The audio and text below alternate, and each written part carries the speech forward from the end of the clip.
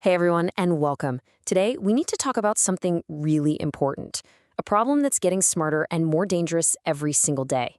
I'm talking about financial scams, specifically the ones designed to target our parents, our grandparents, and really any of us. In the next few minutes, we're going to tear apart the scammer's playbook and give you a simple, clear guide on how to see these threats coming and shut them down for good. So let's get right into it. Here's our game plan. First, we'll get a sense of just how huge this problem is. Then, we'll dive into the pretty scary high-tech tools that scammers are now using. From there, we'll walk through the most common scams out there, so you'll know one when you see it. And we'll wrap up with what really matters, a concrete action plan to keep you and your family safe. Let's just start with a number that should honestly just stop you in your tracks. $4.8 billion. That's how much money was stolen from Americans over 60 in a single year from these scams. No, that's not a typo. It's a full-blown epidemic of theft, and it's exactly why we need to have this conversation right now. So, to really get our heads around this, our first section is all about digging into the scale of this threat. We need to go beyond just the giant, shocking numbers and really define what this kind of financial exploitation looks like on the ground. Now, the official term for this is elder financial exploitation. I know, it sounds a little clinical, right? But what it really means is something deeply personal. It's about abusing someone's trust, either through straight-up lies or careful manipulation, all to steal what they've spent a lifetime building. And the scariest part? This threat can come from a criminal on the other side of the planet, or tragically from someone they know and trust. And it's really important to understand that this exploitation has two different faces.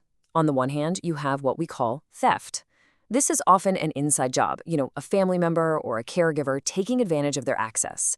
But on the other hand, you have scams. And that's our focus today. These are run by strangers, by imposters who use deception to get what they want. Okay, so let's move on and see how these scams are evolving. We're diving into the modern scammer's toolkit because, trust me, the days of those clumsy, misspelled emails are long gone. Technology has armed these criminals with some incredibly powerful new weapons. Just take a look at this. Voice cloning. Using artificial intelligence, a scammer can grab a tiny clip of someone's voice, maybe from a video they posted on social media, and create a perfect synthetic copy. Can you imagine getting a panicked call from what sounds exactly like your grandchild, crying and begging for money? This tech is making old scams terrifyingly new. And that's just the start. AI is basically supercharging scams of all kinds. It's writing incredibly convincing phishing emails that slip right past spam filters. It's driving those family emergency scams we just talked about. Heck, it's even being used in romance scams, where AI chatbots can have conversations for weeks or months to build a victim's trust before asking for a dime. So after all that, how do they get the cash? Well, this chart is key. They want payment methods that are fast, anonymous, and, this is the most important part, irreversible. That's why they'll always push for things like cryptocurrency, peer-to-peer apps like Zelle or Venmo, or even gift cards. Because once you send money that way, it is virtually impossible to ever get it back. Okay, so if you only remember one thing from our time together, please make it this. This is the absolute golden rule. No legitimate company or government agency, not the IRS, not Apple, not your bank, nobody will ever demand that you pay them with cryptocurrency, a wire transfer, or a gift card. If you hear that, it's a scam. 100% of the time. End of story. All right, now that you have that golden rule in your back pocket, let's get practical. In this next section, we are going to break down 3 of the most common scams you're likely to run into so you can learn to spot those red flags from a mile away. First up, the government imposter. Oh, this is a classic. The scammer calls or emails pretending to be from the Social Security Administration or the IRS. They always have an urgent story, there's a problem with your account, or you owe taxes and are facing arrest. And the red flags here are always the same. They use threats and fear. We're going to suspend your benefits. They create this intense sense of urgency. You have to do this right now. And, surprise, surprise, they demand you pay them with a gift card or wire transfer.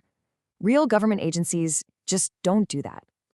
Now, it's not just the government they impersonate. Just listen to this from a real survivor, Milan Jackson. That call starts in a way that sounds totally believable, right? This is your bank, there's been suspicious activity. It's designed to sound helpful, but it's just a trap. So how do you spot the fake bank call? Well, first, they might ask for your PIN or your password to verify you. Your bank will never ask for that. Second, they'll often cook up a story where you need to move your money into a safe new account to protect it, but that account is theirs. And here's the really tricky part. They can spoof the caller ID to make it look like the call is actually coming from your bank. The solution is simple. Hang up. Just hang up and call the number on the back of your debit card yourself. And our final case study is the tech support scam. You're just minding your own business, browsing online, and damn, a giant, scary pop-up freezes your screen.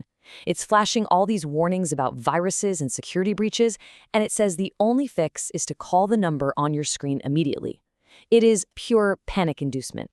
The giveaways here are crystal clear. 1. The alert was unsolicited. Microsoft and Apple are not monitoring your computer in real time.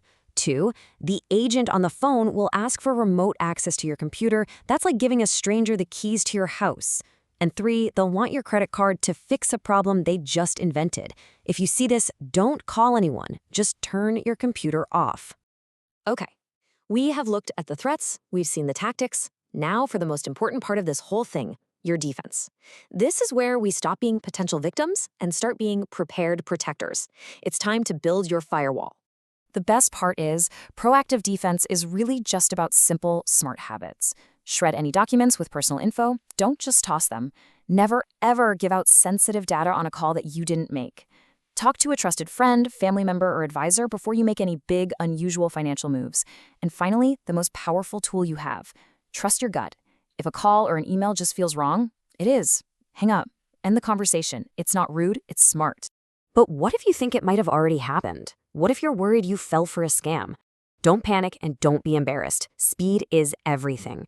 Your very first 2 calls should be to your bank to try and freeze any transactions, and then to your local police to file a report. And of course, if you feel like you are in any immediate danger, call 911. Reporting these crimes is so important. It doesn't just help you, it helps the authorities track these criminals down and protect other people. But who do you call? Well, this table is your guide.